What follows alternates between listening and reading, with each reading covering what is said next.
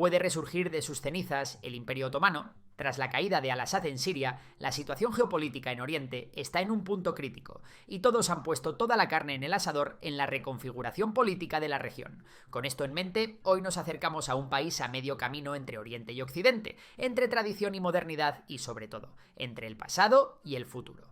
Hoy en Memorias de Pez vamos a hablar de Turquía, de sus renovadas ambiciones y haremos un repaso de los conflictos que tiene tanto dentro como fuera de sus fronteras. ¿Qué busca Erdogan? ¿Cuál es el papel de Turquía en el mundo? Ahora mismo te lo cuento, así que ponte cómodo que comenzamos ya mismo.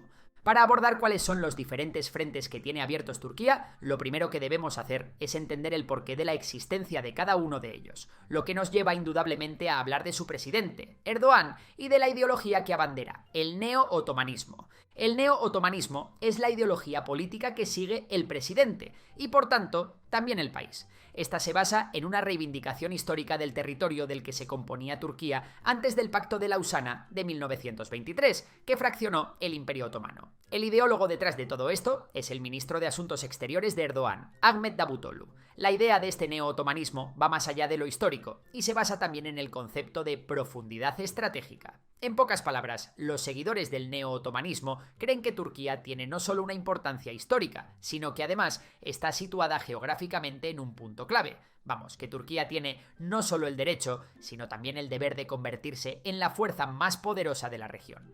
Erdogan y sus seguidores abogan por una supremacía turca que se manifiesta en buscar el control de los países que antes eran del Imperio Otomano y en aumentar su poder a través de expandir su influencia política y militar, todo con el objetivo de convertirse en el actor principal en sus alrededores. Hagamos un pequeño tour por los frentes de Turquía, para ver cuáles son los territorios que tanto le preocupan a Erdogan.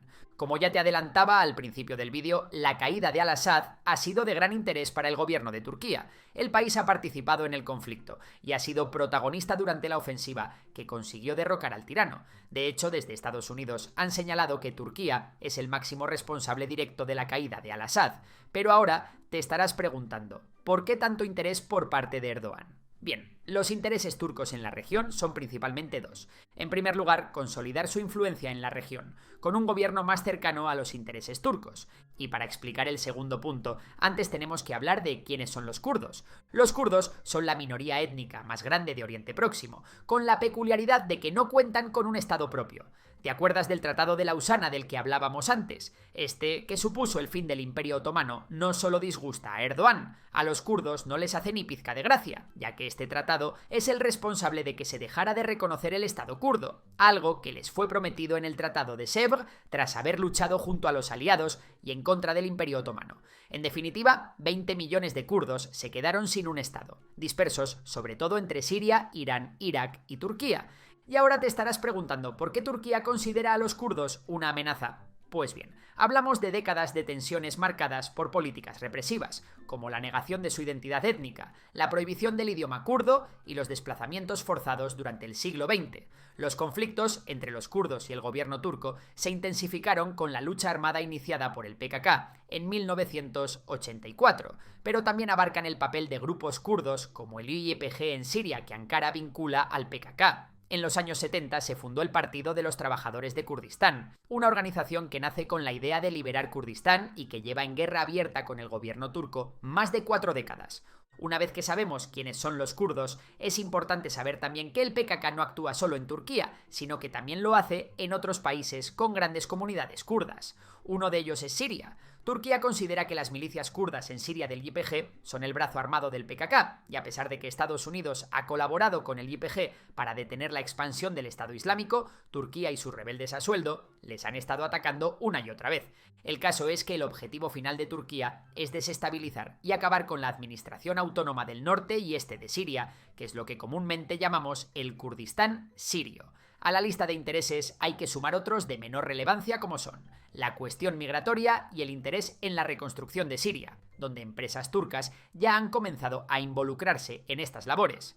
Antes de pasar a lo siguiente, hablando de la cuestión kurda, es importante mencionar también Irak e Irán. Respecto a Irak, Turquía ha atacado repetidamente las bases del PKK en el país e incluso ha instalado bases propias en su territorio. En cuanto a Irán, la relación es pragmática, ya que Turquía obtiene la mayor parte de su energía del gas natural iraní. Para preservar este vínculo, Turquía, por ejemplo, hace de intermediario entre Irán y la OTAN. Cambiemos ahora de tercio para viajar a Chipre. Y es que desde 1974 Turquía sigue manteniendo aquí un territorio ocupado.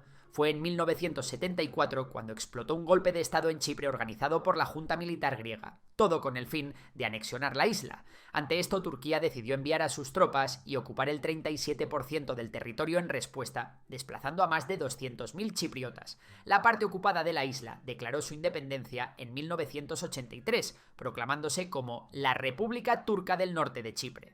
El conflicto en esta isla se libra principalmente a través de dos canales, el económico y el demográfico. En cuanto al económico, este tiene que ver con las reservas de gas natural que se encuentran a lo largo de la costa de la isla. Según la Convención de Naciones Unidas de Derecho del Mar, estos depósitos se encontrarían en la zona económica exclusiva de Chipre y, por tanto, pertenecerían a la República de Chipre. El tema es que la República Turca del Norte de Chipre es un estado únicamente reconocido por Turquía. Vamos, que Turquía pasa de reconocer la Convención de la ONU. Por la parte del ámbito demográfico, la estrategia turca se basa en la búsqueda del aumento de población turca a través de llevar a vivir allí a miles de soldados e inmigrantes procedentes sobre todo de la península de Anatolia. Desde 2017 los intentos de solucionar el conflicto en la isla están paralizados. Los grecochipriotas defienden la creación de un estado bicomunal, mientras que los turcochipriotas abogan por una solución de dos estados. ¿Nos suena? Sin embargo, conociendo las ambiciones imperiales de Erdogan, cuesta creer que el tío se conformaría con la mitad de la isla. Vayamos ahora a Libia, un país que, desde la caída de Gaddafi en 2011, es un caos. Actualmente existen dos facciones principales en conflicto: la Cámara de Representantes, con sede en Tobruk, y el Consejo Presidencial y Gobierno de Acuerdo Nacional, que opera desde Trípoli. Estos organismos pueden entenderse como las cabezas de los dos principales bandos que se enfrentaron en la Segunda Guerra Civil Libia entre 2014 y 2020. La Cámara de Representantes fue apoyada principalmente por Rusia, Arabia Saudí y Egipto, mientras que el Consejo Presidencial recibió la ayuda militar de Turquía. Tras la guerra, el país quedó dividido en dos. Turquía, continuando con esta idea de erigirse como líder de un nuevo imperio otomano, ha llegado a decir que el camino a la paz en Libia pasa por Turquía. Pero los intereses de Turquía en Libia van más allá, y es que con esta influencia también busca establecer un control en la zona este del mar Mediterráneo, intentado establecer a través de la cooperación marítima y militar una zona de comercio exclusiva compartida. Por cierto, lo de tener bases en el Mediterráneo es algo que también le viene muy bien a Rusia, ya que es la propia Turquía la que bloquea su acceso al mar Mediterráneo desde el Mar Negro en el estrecho de los Dardanelos. Ahora bien, ¿por qué es importante esta zona de comercio? En primer lugar, supone una barrera para un supuesto gasoducto que llevaría el gas natural desde Israel y las aguas greco-chipriotas a Europa. En segundo lugar, también asegura que cualquier ruta comercial marítima entre Oriente Medio y Europa tenga que incluir a Turquía.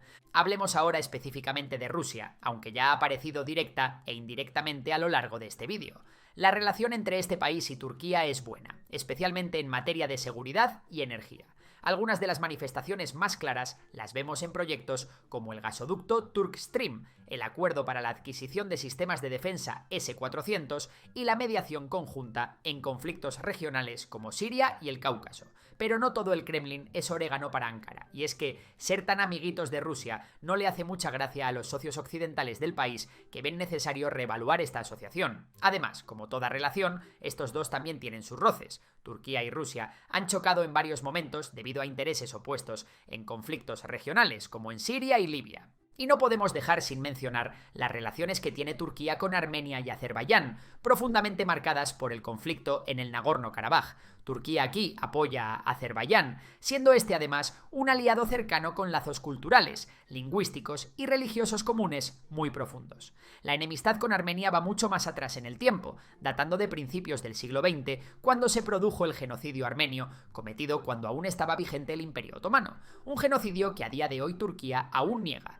Con todos estos líos dentro y fuera del país, te resultará sorprendente saber, si no lo sabías ya, que Turquía es un país miembro de la OTAN. De hecho, fue uno de los primeros países en ingresar tras la fundación de la organización con el objetivo de defender el flanco este y defenderse a sí mismo de la expansión soviética en el contexto de la Guerra Fría. Pues bien, como puedes suponer, las relaciones entre Turquía y la OTAN no están en un momento particularmente bueno. Siguiendo en Occidente, concretamente en Europa, hay que hablar brevemente de Grecia, y es que la rivalidad entre ambos viene de lejos, concretamente desde el siglo XIX, cuando Grecia se independizó del Imperio Otomano. Los puntos de conflicto más importantes entre ambos están en el Mar Egeo, Chipre y el Mediterráneo oriental, y si bien los choques son los que marcan su relación, la pertenencia de ambos países a la OTAN y su condición de aliados de Estados Unidos aseguran que también haya cierta cooperación. Esta se manifiesta en proyectos concretos, como el gasoducto transadriático, pero también en momentos de solidaridad puntuales como el sucedido tras los terremotos de 1999.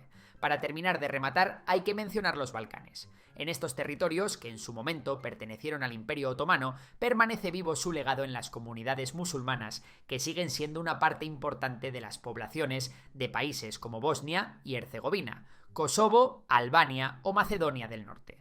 Turquía mantiene una estrecha relación con estas comunidades, apoyándolas y ganando por el camino influencia en sus respectivos países. Y por mi parte, esto es todo. Si te ha gustado el vídeo, seguro que te encantará nuestro curso de la cumbre que he hecho con Enrique Fonseca, del canal Solo Fonseca. Te dejo el link en la descripción y échale un buen ojo que seguro que te encanta. Por lo demás, un saludo y hasta la próxima.